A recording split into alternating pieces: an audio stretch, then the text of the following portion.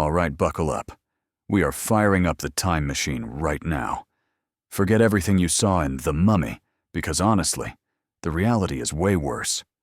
Welcome back to the channel, the place where we ruin your romanticized dreams of the past with cold, hard historical facts. Today we are rewinding the clock about 3,000 years to a land of mystery magic and steaming piles of camel dung ancient Egypt. Hold on, though. Don't start imagining yourself as some all-powerful pharaoh sitting on a golden throne, ordering thousands of people to build statues of your face, while servants hand-feed you grapes. No. If we are playing the game of historical statistical probability, there is a 99% chance that when you respawn in the ancient Egypt server, you aren't going to be a king or a priest. You're going to be a dirt-poor farmer with a sunburned back and a life revolving around trying not to die from a gut infection. But before we dive into the misery of being an NPC in this society, let's talk about first impressions. Sand. It's everywhere. Just like Anakin Skywalker said, it's coarse, it's rough, and it gets everywhere. And when I say everywhere, I mean it. You'll find sand in your dinner, in your bed, and in private places that I can't mention on YouTube without getting demonetized. Kids in ancient Egypt usually didn't wear clothes until puberty. Why waste money on linen when the weather is basically a convection oven? Plus, kids grow too fast. Making clothes for them is a bad ROI. But your real fashion statement isn't clothes, it's your hair. To deal with humanity's #1 enemy at the time, lice, your parents are going to shave your head. Bald. Shiny. But to keep a little bit of style, they leave one single long lock of hair on the right side of your head braided up. It's called the side lock of youth. Imagine going to school looking like a bald monk with a long rat tail hanging by your ear. You look like a failed punk rock experiment. But hey, at least your scalp doesn't itch. This is the IT sector of the ancient world. You don't lift heavy stuff, you don't get whipped, and most importantly, you don't pay labor tax. There's an ancient text called the Satire of the Trades that describes the scribe as the only job worth having, while describing the potter as covered in more mud than a pig, and the washerman as friends with crocodiles. But if you aren't smart enough, or your dad is too broke to send you to school, welcome to the bottom of society, the farmer. Your life is going to be completely dictated by the Nile River. Egyptians divided the year into 3 seasons, and no, it's not spring, summer, fall, winter. The first season is Akhet, the flooding season. From June to September, the Nile rises and drowns all the fields. You can't farm, so what do? Chill at home and watch Netflix. This is when the Pharaoh calls you up for national service, building the pyramids. And this is where we need to bust one of the biggest myths in history. Slaves did not build the pyramids. Let's shout it for the people in the back row. Jewish people, or slaves, did not build the pyramids. Archaeologists have found the workers' villages. They found timesheets and even menus. The pyramid builders were skilled laborers, they were paid, and they were respected. They ate prime beef, drank free beer, and had medical care. We even found a record of the first strike in human history at Deir el-Medina, when tomb workers stopped working because Pharaoh Ramses III was late with their payments of grain and cosmetics. That's right, they went on strike over a lack of makeup. We'll get to that in a second. Back to your schedule. After Akhet is Pare, the planting season. The water recedes, leaving behind black, fertile silt.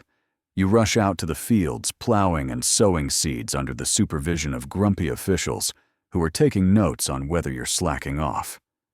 Finally, there's Shemu, the harvest season. This is when you reap the rewards and immediately hand a huge chunk of it over to the state as taxes. Taxes are everywhere. You get taxed on your grain yield, on your livestock, even on the amount of cooking oil you use. If you don't pay enough tax, you get dragged to court and beaten. A highly effective work incentive system. Shave the head, shave the face shave. Everything. Then they wore wigs. Wigs made of real human hair or wool soaked in scents and beeswax. But the weirdest thing in Egyptian fashion trends was the perfume cone. At parties, you'd see paintings of people wearing a little white cone on top of their heads. That's not a hat. That is a lump of animal fat mixed with sweet scents like myrrh or lotus. As the party goes on, body heat and the hot air slowly melt the fat. The perfumed oil and grease drip down onto your wig, down your neck, onto your shoulders and clothes. You would be soaking wet in fragrant pig fat. To us, that's a sticky nightmare. To them, that was the ultimate drip, literally. Look at him. He's glistening with grease. He looks so hot. Speaking of parties, what are we eating? Your main menu, bread and beer. But don't dream of crispy baguettes or cold craft IPAs. Egyptian bread is the dentist's #1 enemy.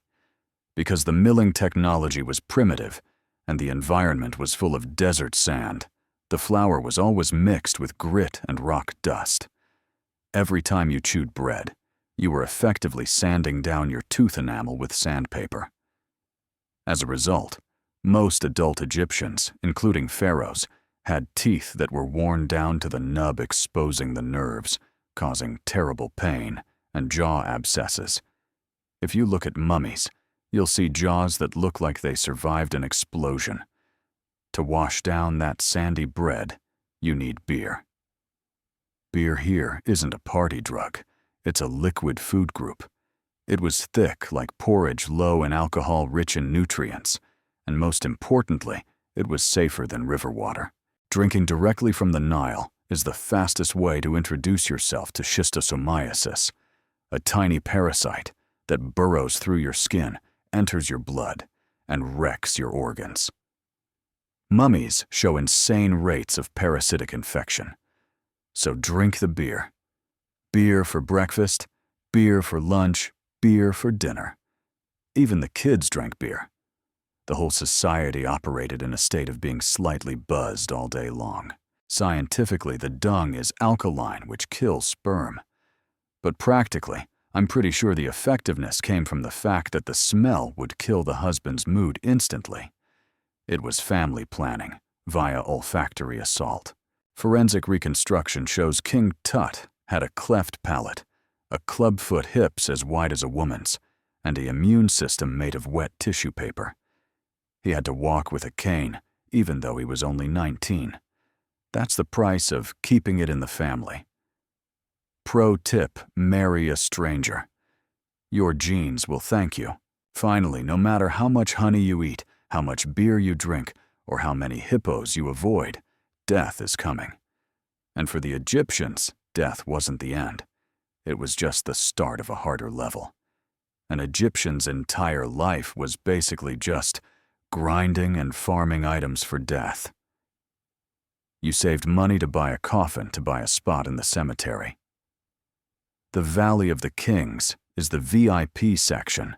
You'll probably end up in the vacant lot of the farmers, and most importantly, the mummification process. If you have cash, you get the premium package. First, they take a long metal hook, shove it up your nostril, smash through the ethmoid bone, and whisk your brain until it liquefies, then tilt your head so the brain soup runs out. Why? Because Egyptians thought the brain was useless junk that only produced snot. The heart was the center of intelligence and emotion, so they left the heart inside the chest. The other organs, like the liver, lungs, stomach, and intestines, were removed, salted, and put into 4 jars, called canopic jars. Then your body is soaked in natron salt for 40 days to suck out all the moisture. You basically become a human beef jerky. Finally, they wrap you in linen stuffing amulets between the layers and shove you in a box. If your heart is heavier than the feather, because it's heavy with sin, look next to the scale. That's Amit, the devourer of souls. She is a hybrid monster crocodile head lion, front hippo rear. Amit will jump up and gobble your heart down. Boom. Game over. Permanently. No respawn, no afterlife. You are completely deleted from the universe. A brutally final ending. So there you have it. Living in ancient Egypt wasn't nearly as romantic as you thought. It was a survival struggle against scorching heat parasites, hard labor, and the fear of getting your soul eaten by a crocodile hippo monster. You'd have worn down teeth, a bald head, a body covered in dripping fat, and you'd always be slightly drunk on beer soup. But to be fair, they built a brilliant civilization that lasted 3,000 years and left behind legacies that we still scratch our heads over today. They invented the 365-day calendar ink paper toothpaste, even if the recipe included crushed ox hooves and door locks. They were pioneers, risk-takers, and masters of personal branding. I mean, look, 300 years later, and we're still talking about them. So the next time you complain about slow Wi-Fi or the AC not being cold enough, remember our Egyptian friends, sitting by the Nile swatting mosquitoes, chewing on sandy bread, and hoping they don't die from a tooth infection. Be grateful you live in the 21st century, where dentistry involves anesthesia and eyeliner doesn't contain lead. If you enjoyed this sandy, greasy time travel nightmare, smash that like button like a stone mason chiseling a sphinx, and subscribe so you don't miss our next horrific history trip. I'm gonna go take a shower. I feel like I have sand in my shirt. Peace out. Let's start your journey right from the spawn point. Birth. Congratulations. You've just been born on the banks of the Nile. And here's the bad news. The odds are already stacked against you. The infant mortality rate at this time is so high that surviving past your first birthday is basically like beating a Dark Souls boss without taking a single hit. Ancient Egyptians didn't even name their babies immediately because they didn't want to get too attached to a kid who might log off at any moment due to a mild fever. But let's assume you're a tough little cookie and you survive. You get a name. It's not going to be Kevin or Justin. It's going to carry heavy religious weight, like Thoth loves justice, or Ramses protected by Ra. Or if your parents are lazy, they might just call you Nefer, which means beautiful or no fret if you're a girl. Simple, concise, and a total lie if puberty hits you like a truck. Your childhood will be spent in the nude, literally. When you grow up, and luckily avoid getting chomped by a hippo while playing by the river, it's time to choose a career. Actually, there is no choice. You're going to do what your dad did. The Egyptian social system works like a giant multi-level marketing scheme shaped like a pyramid ironic. Right. At the very top is the Pharaoh considered a living god. But let's pause to shatter the illusion of those six-pack pharaohs in the movies. CT scans on mummies show that most pharaohs were actually in pretty bad shape. They were obese, diabetic, and had hardening of the arteries.